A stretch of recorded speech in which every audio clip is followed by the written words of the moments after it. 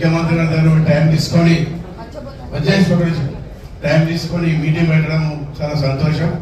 ఎమ్మెల్యేలు అంతా కూడా కమిషనర్ దృష్టికి తీసుకొచ్చినారు. మనకు మంచి కమిషనర్ గారు ఉన్నారు.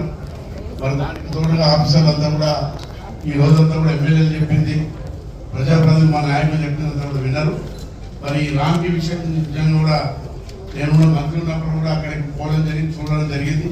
దేవేంద్ర గారు ఉన్నప్పుడు కూడా దేవేంద్ర గారు కూడా ఆ ప్రాంతాన్ని చూడడం జరిగింది. చాలా అక్కడ పోవాలంటే భయమైనటువంటి పరిస్థితులు ఉంటాయి అక్కడ.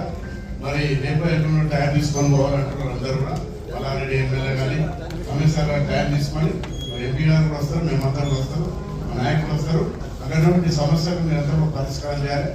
అదేవిధంగా ఎమ్మెల్యే కూడా చెప్పినటువంటి అన్ని ఏవైతున్నాయో మా నాయకులు చెప్పినటువంటి కూడా కమిషనర్ గారు వాళ్ళంతా నోట్ చేస్తున్నారు.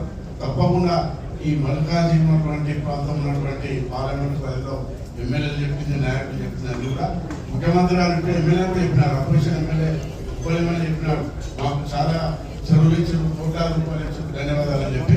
మరి నిధుల విషయంలో ముఖ్యమంత్రి గారు ప్రత్యేక దృష్టి పెట్టి మల్కాజ్గిరి ప్రాంతంతో పాటు రంగారెడ్డి జిల్లాలో కూడా పెద్ద ఎత్తున ఇస్తూ మొన్ననే మేము మేడ్చల్లో పెట్టినాం. ఎంపీ గారు ఎమ్మెల్యేలు కూడా వచ్చినాం.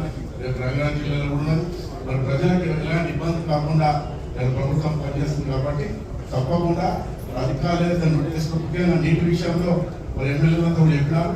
అక్కడ కాకుండా చూడండి, ఇవి ఎండాకాలంలో ఇంకోటి ఆ మురికి వాటర్ ఏదైతే కలుస్తాయని చెప్తున్నారో చాలా జాగ్రత్తగా దాని మీద శ్రద్ధ పెట్టి అక్కడ కాకుండా చూడండి, ప్రజలకు ఇబ్బంది అవుతుంది. కాబట్టి ఏవైతే ఈరోజు చర్చ చేస్తున్నారు కమిషనర్ గారు మంచి కమిషనర్ వారు మరి వారు చెప్పిన కూడా కలుస్తారు చేస్తారు.